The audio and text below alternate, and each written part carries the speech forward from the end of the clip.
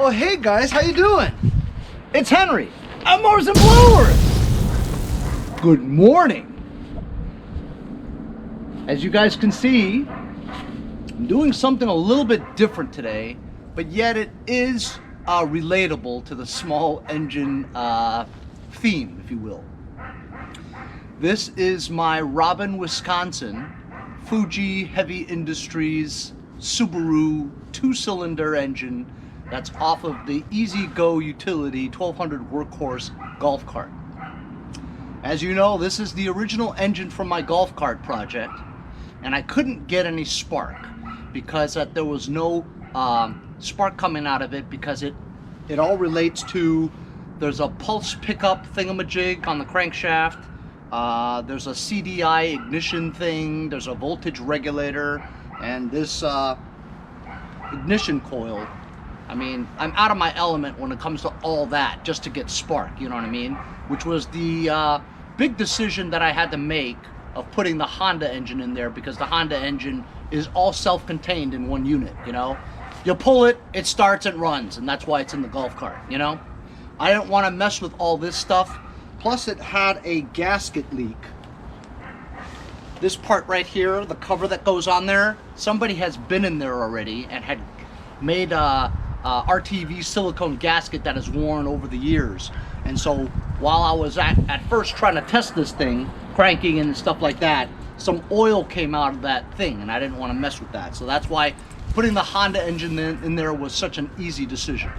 Well, anyway, I didn't know what I was going to do with this, you know. I figured I would take it apart and sell the parts, because I know that this engine is pretty hard to find today, you know, and there are people out there in America who have an Ezgo gas golf cart or an electric one, and they want to convert it to a gas one, and they want the original engine on there, you know. So this engine I listed on eBay for $250 and best offer.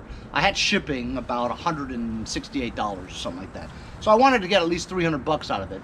But the engine doesn't work, it has no spark, but I know that somebody who does deal with golf cart engines could get it running, and they could use the parts. And I believe both connecting rods are connected, you know. There's no trauma on the outside of it, but I'm going to check one more time to make sure that the connecting rods are connected. So I'm going to pull the coils, and I didn't tighten the spark plugs, so I'm just going to take the spark plugs out. I've had a few bites, 2 or 3. One guy's in Utah, one's in Vermont, and the other guy I forget. He wasn't serious enough. But the other 2 guys are very serious. Like the guy in Utah, he was like, will you ship it to Utah? I'm like, it's such a pain to ship an engine of this size, because UPS will only take something up to 70 pounds, you know what I mean? I think this is just under 70 pounds, but with the box it might be over, I'm not sure. Anyway, the other guy's in Vermont, so I know the shipping's going to be a little cheaper because it's not across the country in Utah, you know? But I'm going to stick some screwdriver in there while I turn the crankshaft. I'm going to put a rag around the crankshaft just so it doesn't scratch it. Get some channel locks. Put this in here. Let's see if this screwdriver moves. And it does, see? This screwdriver moves up and down. So we know that the connecting rod is connected to this one. Let's put this over here, see if this one moves. And it does. Like I said, I thought this was a good engine, I just couldn't get spark out of it, you know what I mean? So this is good to go. I mean, it's got the new carburetor that I have in here, you know. I think if you just got a new gasket for the sump and cleaned out the inside. I drained the Earl already. There was some yucky oil in there. And so I'm just going to try to pack this. First thing I'm going to do is I'm going to put a couple of plastic bags down here, drop the engine in it, so that whatever residual oil that might leak out is not going to saturate the box, you know what I mean? I know you know what I mean.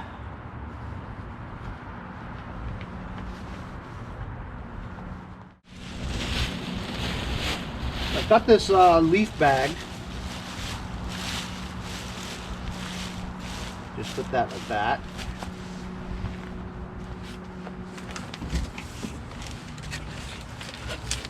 Got some piece of cardboard insulation here from another box. Just put something there.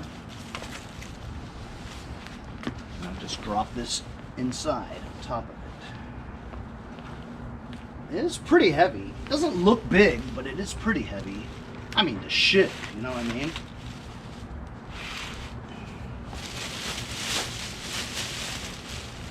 That's pretty cool. I'm gonna lift this up again, put another bag under it.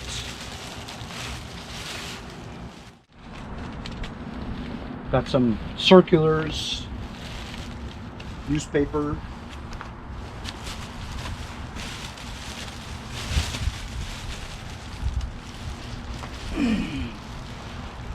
That there.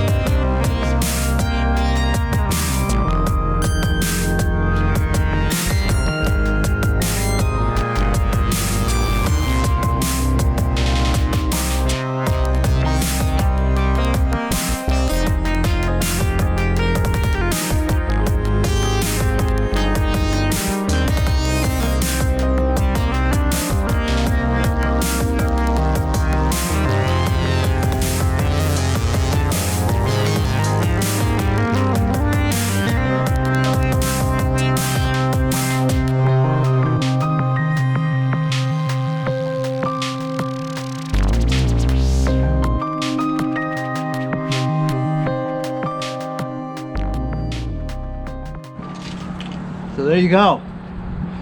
2 plastic bags, 2 boxes, a shitload of insulation, and a roll of duct tape. So he's getting all kinds of stuff other than the engine. So I'm just doing this to make an attempt to send it. I've never sent anything this heavy, or, well, I guess big, yes I have, but not this heavy. I sure hope UPS takes it. I'll have to just take this over to the UPS store. You know how you usually hand them the stuff? They're like, oh, yeah, just put it on scale, whatever. I'll be like, and then this little girl behind the counter would be like, whoa, you got a chopped up body in there? I'm like, maybe. So I measured it. It's 18 by 17 by 13 inches. I'm thinking it's about 70 pounds. I hope it's under. That's why I didn't really want to send an engine, because it's an entire episode just putting an engine, packing it into a box, you know what I mean? But I'm not going to do anything with the engine. I mean, I wasn't going to throw it away, but I thought maybe next spring I would take it apart, sell the connecting rods, the head, the block, the sump, the crank, you know what I mean? If I did all that, probably make a good $300-400 from it, seriously, you know? But if I can get maybe 300, spend about 120 on shipping, I get 150 out of it. I didn't pay for it, right? It came from the golf cart. So it would be worth it for me to just get rid of it, go through this. It's an experience, you know what I mean? I want to know how to pack an engine, you know? I think I did a pretty good job. You guys saw what I was doing. I had the engine in 2 bags. You had the cardboard underneath it in case a little bit of oil seeped out, it would soak in the newspaper and the cardboard. And the 2 plastic bags would prevent it from leaking out of the box, hopefully. put it in the box, taped around it, put that box in this bigger box, which is more sturdy, then put newspaper on the sides, plus bent some cardboard for the corners, right? And then taped 5 strips on each side, you know, with duct tape, not regular tape, duct tape. So I think this is pretty good, and it also has 2 little handles where you can actually lift it, you know. And it's pretty heavy, but it's not like a human being, you know what I mean? Let me go get my scale, and we'll bring it out here, and we'll see how much this weighs. So I've got my solar scale out here. I'm gonna make sure it works. What do you guys think? What do you think Henry from Mowers and Blowers weighs? With shoes, pants, a coat on, phones, keys, all that. 160. So if I was naked, it'd be like 155. You know, that'd be a sight, huh? All right, here we go. What do you guys think it'll be?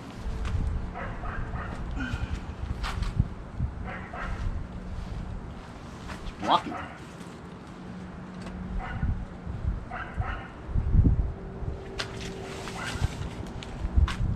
$58. Nice.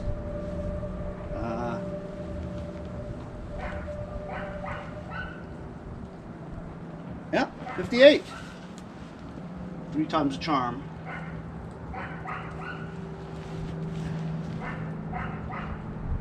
I can't see it, so I have to wait until it sets, you know. 57.5. So it's about 58, less than 60 pounds. I'll just write like 58. So I'll jot it into the UPS thingamajig and see how much this might cost. Okay, wasn't as bad as I thought. 58 pounds. This thing on the UPS shipping calculator, it's approximate, you know what I mean?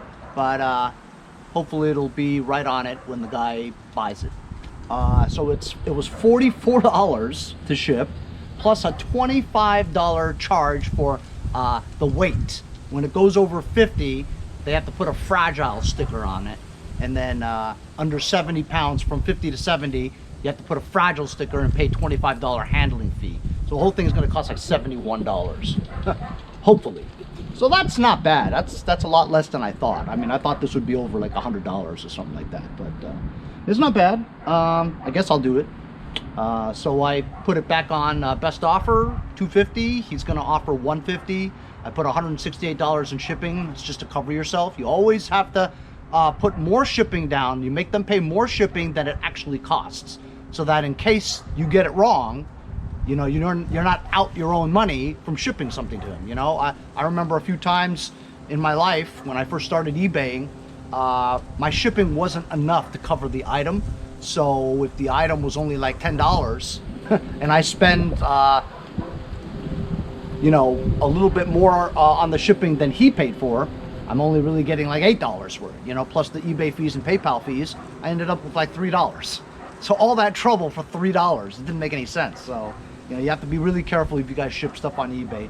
Make sure whatever you're sending, the amount it costs to send it, you're covering it by more than that. You know, if something you know will cost $15 to ship, write like $17.50, you know what I'm saying? So with taxes and all that stuff, it covers it, you know? They always pay that, you know? So if this engine was, if I listed the engine for $150 and the shipping I listed for $168, he's gonna pay me $318, you know, total, right? If it costs over $200 to ship this, you know, you're only profiting, or you're only making like $118 off of it. So you have to get the shipping right, you know? So eBay's tricky, you gotta get the hang of it. Start small with some little things and then work your way up to big things like engines, you know what I mean?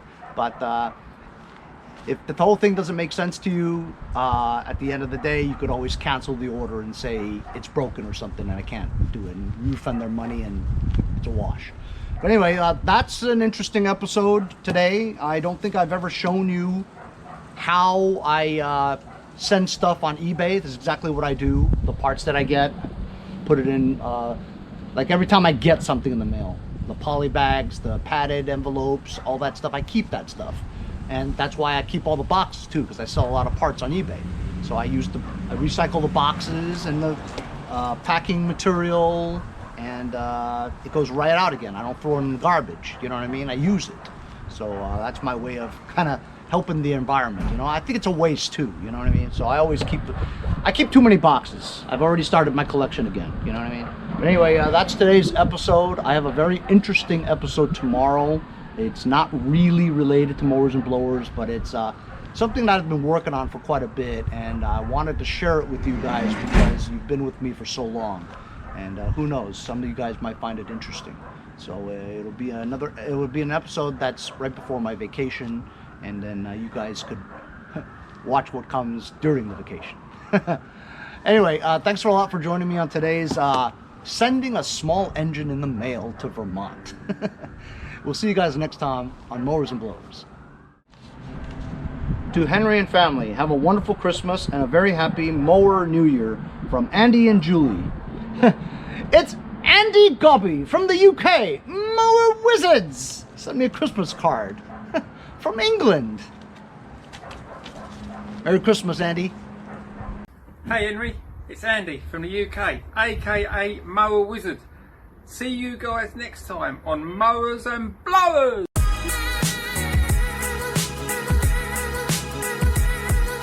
Hello, Newman. Henry, I gotta go. I'll see you next time on Mowers and Blowers. Hey, if you guys enjoyed the video, remember to give me a like. Also, comment below. Subscribe. Remember, it doesn't cost anything to subscribe. It's free, right? Also, hit that little bell. That way you'll get post notifications whenever there's a new video, and you won't miss out on any of them. Remember to follow my Instagram and Facebook, as well as, if you'd like to donate $1 or $2, paypal.me/mowersandblowers. Really appreciate all the support. Also, to keep the videos coming every day, support the channel. Bye.